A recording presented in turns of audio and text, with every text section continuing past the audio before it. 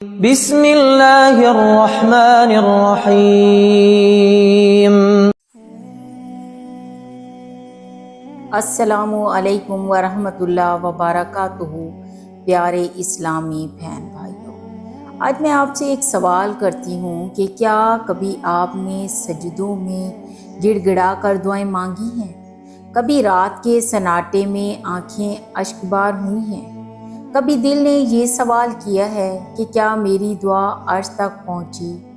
تو سن لیجئے، رب کریم اپنے بندے کو خالی ہاتھ نہیں لوٹاتا، اور کبھی کبھی وہ خواب کی صورت میں یہ خوشخبری دیتا ہے کہ اے میرے بندے، تیری پکار سن لی گئی ہے۔ تو آج کی ویڈیو میں ہم آپ کو بتائیں گے 4 ایسے خواب جو اس بات کی علامت ہوتے ہیں کہ آپ کی دعا جلد ہی قبول ہونے والی ہے۔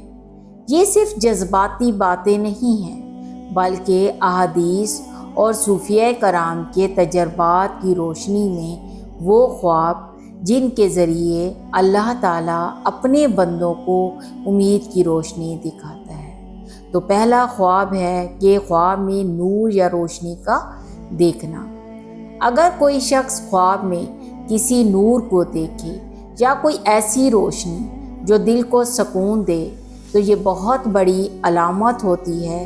ایک حدیث ہے صحیح بخاری کی، جس میں حضرت عبداللہ بن عمر رضی اللہ عنہ فرماتے ہیں، میں نے رسول اللہ صلی اللہ علیہ وآلہ وسلم سے عرض کیا، میں اکثر خواب میں کچھ دیکھتا ہوں۔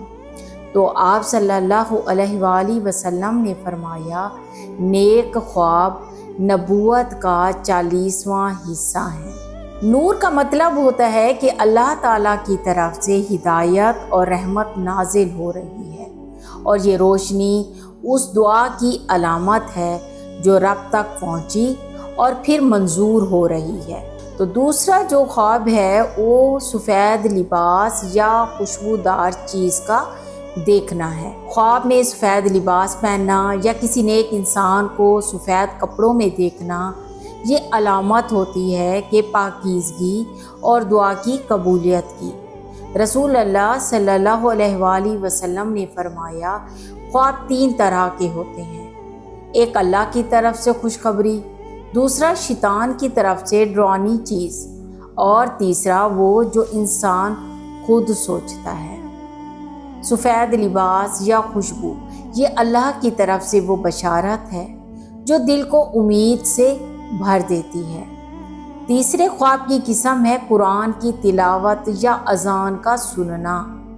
اگر کوئی خواب میں قرآن کی تلاوت کرتا ہوا نظر آئے یا اذان کی آواز سنے تو یہ بہت بڑی روحانی علامت ہے کہ آپ کی روحانی حالت بہتر ہو رہی ہے اور دعا کے دروازے کھولے جا چکے ہیں۔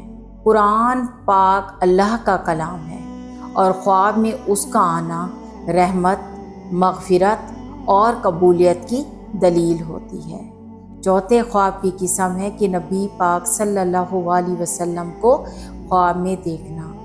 رسول اللہ صلی اللہ علیہ وآلہ وسلم نے فرمایا، جس نے مجھے خواب میں دیکھا اس نے مجھے ہی دیکھا، کیونکہ شیطان میری شکل میں نہیں آ سکتا۔ سبحان اللہ۔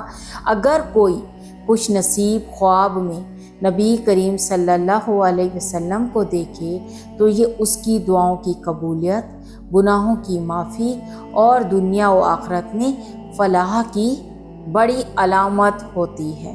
یہ خواب صرف قبولیت ہی نہیں بلکہ اللہ تعالیٰ کے قرب کی علامت بھی ہے۔